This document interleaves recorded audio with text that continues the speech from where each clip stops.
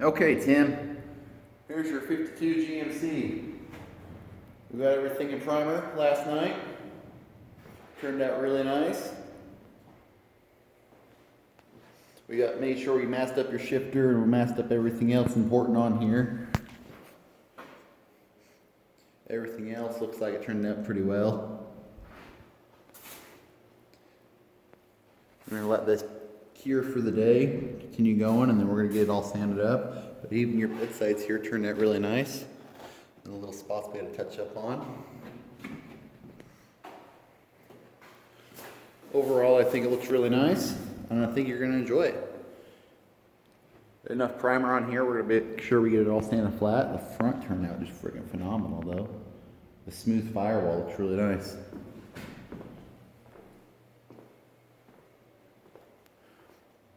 Yeah, we'll get a little bit of guide coat on this. We're gonna get this all sanded up and then we're gonna go from there.